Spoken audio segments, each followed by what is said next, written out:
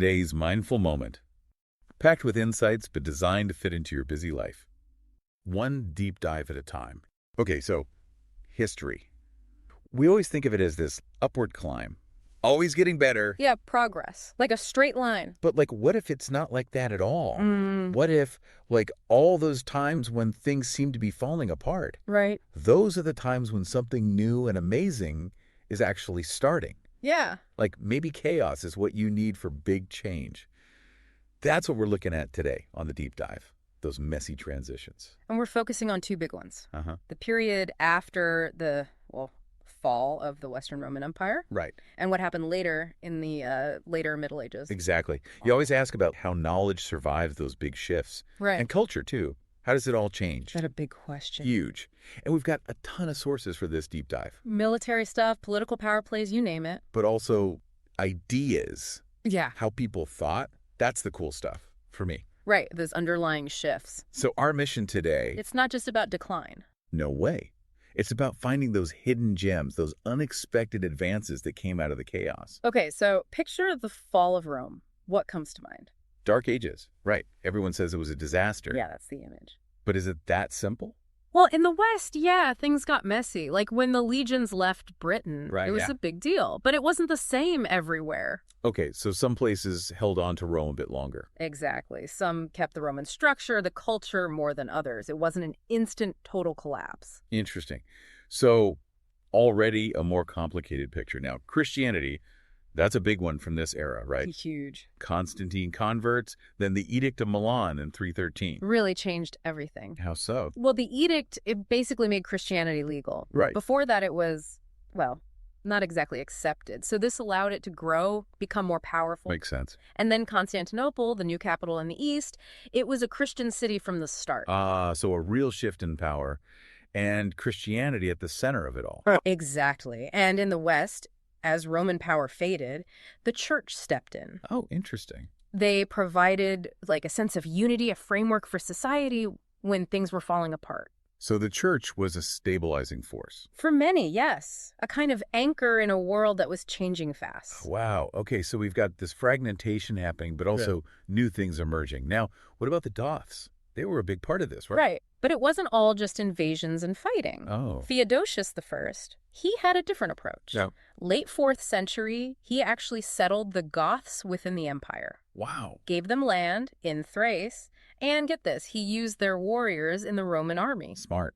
The Roman army needed all the help it could get by then, right? Exactly. It was increasingly relying on, they called them barbarians. Right. So even with these migrations, there was this element of accommodation. Integrating them into the system. Yeah, pretty interesting. Definitely not just pure chaos then. Yeah. So let's shift over to the East. The Justinianic Code, that sounds like a big deal. Oh, it was massive. Justinian, he was the emperor in the East. Right. And while the West was, breaking apart, Yeah. he focused on law, wanted to make sense of it all. All the Roman law, it must have been a mess by then. Centuries of it. And sometimes it contradicted itself. Oh, I bet. So in 529 AD, he releases the Justinianic Code. Basically, a giant collection of laws, all organized and clear. Wow. Covered everything. Civil stuff, criminal stuff, how the government worked, all of it. That's ambitious. Oh, hugely. And it wasn't perfect, it changed over time, but it became the model for legal systems for centuries. Like a gold standard. Exactly. Even in places that had nothing to do with Rome, they looked to it. That's incredible. So in the middle of all this change, there's also this drive for order, for clarity. It's a powerful idea. Absolutely. Okay, now we've got to talk about Islam. This is the 7th century, and things are really shifting. Yeah, big time. And their expansion. Yeah. It's just mind-blowing how fast it happened. It was incredibly rapid. How did they do it? Take on the Byzantines, the Persians? Well, those empires were already worn out, fighting each other for years. Right, they'd exhausted themselves. Exactly. And the Muslim armies, they were unified. By a new faith. Exactly. It gave them this incredible drive. Plus, they were good fighters. Oh, absolutely. That- Battle-hardened. The Byzantines were even using Turkish mercenaries. They were that short on troops. Wow. So it's like the old empires were weak, and then this new force comes along. A perfect storm in a way. So they conquer all this territory. What happens next? How do they rule? Well, Umar, one of the early caliphs, he's interesting. He didn't force conversion. Oh, really? No. Christians, Jews, others, they could keep their faiths. Huh. They had to pay a tax, the jizya. Okay, so there were conditions. Yeah, but it was a pragmatic approach, kept things stable. Makes sense. But then, later, under Abd al-Malik, late 7th century, Yeah. he makes Arabic the official language. For everything, government, scholarship, all of it. That's a huge change. Yeah, absolutely. Unified communication made things much easier to run. Right. And they started building mosques, too, like the Great Mosque of Damascus. You see this blend of styles there. Oh, cool. Like Byzantine influences mixed with the new Islamic style. Exactly. So you've got these practical changes in administration and then these amazing cultural developments too. Right. And the language thing, that had huge long-term effects. Oh, yeah. Like imagine the impact on knowledge, scholarship. It's like Arabic became the new language of learning, like Yeah. Latin and Greek before it. They Yeah. started translating everything. Ancient Greek texts, Roman stuff, Persian, Indian. Huge amounts of knowledge. So while the West was struggling, the Islamic world was becoming this intellectual powerhouse. It was a golden age for them. Wow. Okay. And that leads to the Abbasid Revolution, another big shift, right? Absolutely. They overthrow the Umayyads in the mid-8th century, Okay. and they move the capital to Baghdad, further east. And what changes with them? Well, they were more inclusive, brought in non-Arab Muslims more fully. Interesting. Politically, things got a bit more fragmented. You see independent emirates popping up. But it's still considered a golden age. Oh, absolutely. Art, architecture, poetry, philosophy, science, all of it flourished. Wow. They brought in papermaking from China. That was huge. Made books much easier to produce. Knowledge could spread faster. Exactly. And they built amazing libraries, like the House of Wisdom in Baghdad. The House of Wisdom. That sounds It was amazing. a center of learning, translation, research. Incredible place. So the Islamic world was really pushing the boundaries of knowledge during this time. They were building on what came before, but also making it their own. Really remarkable. Okay, so let's go back to Western Europe now. This is like 750 to 1000 AD. Right.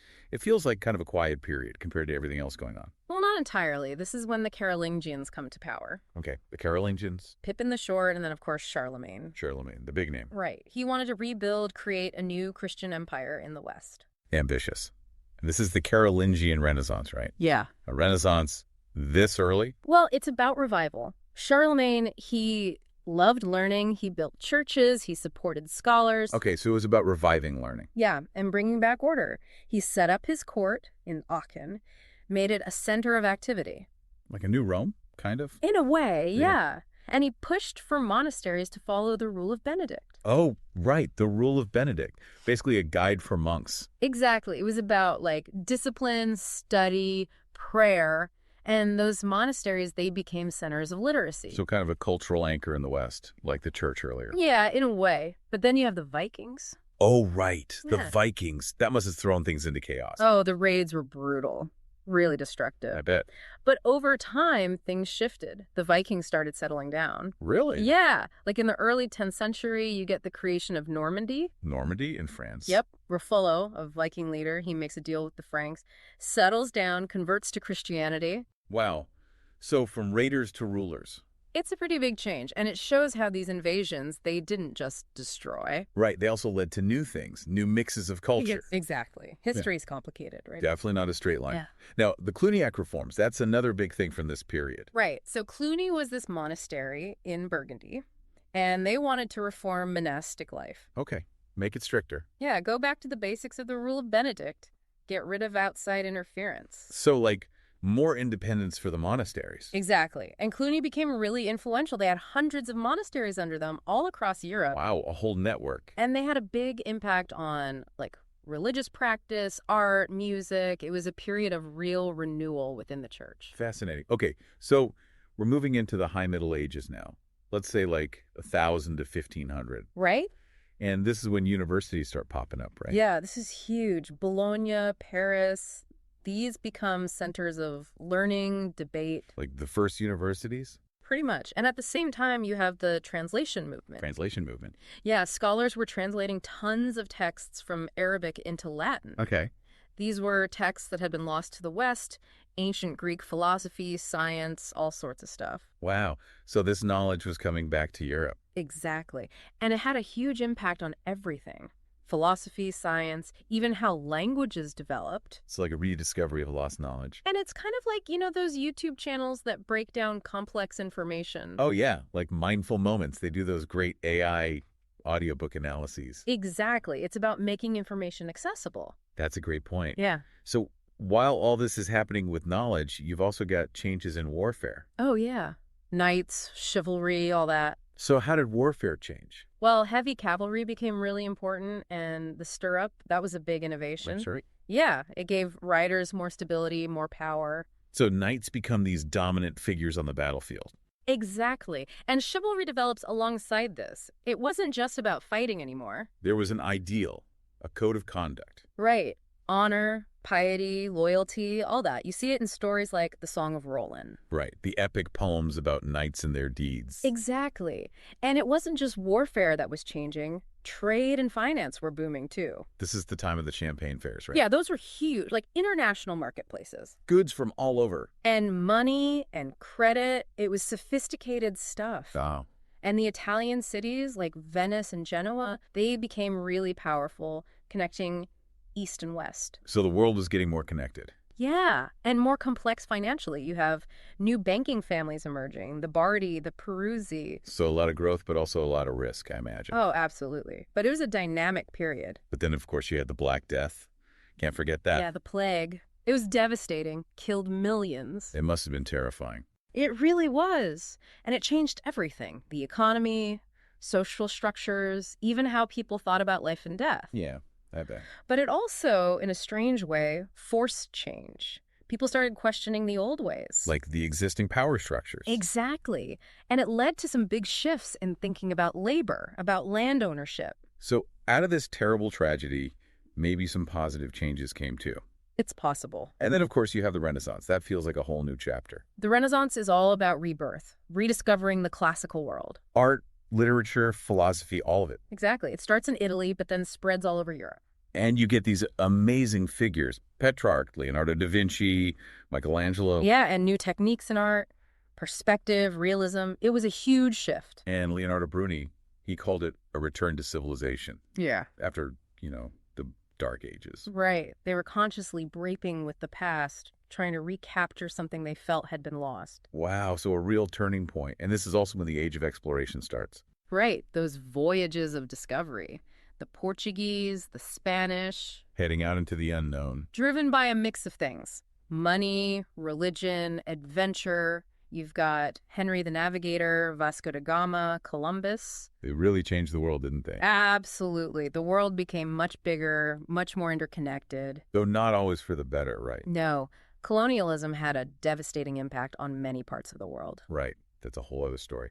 Okay, and finally, we have the Reformation. Yeah, the Reformation really shook things up religiously. It's like the end of the medieval world, in a way. It was a huge break.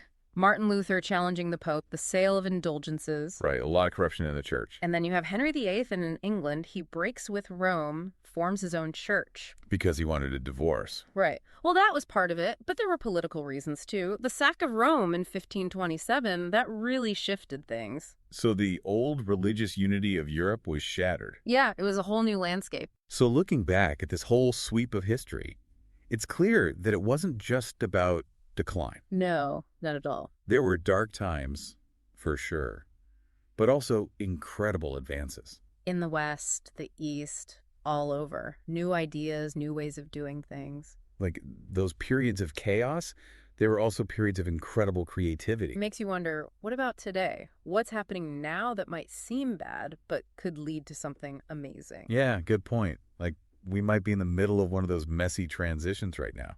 It's possible. Oh, that's something to think about.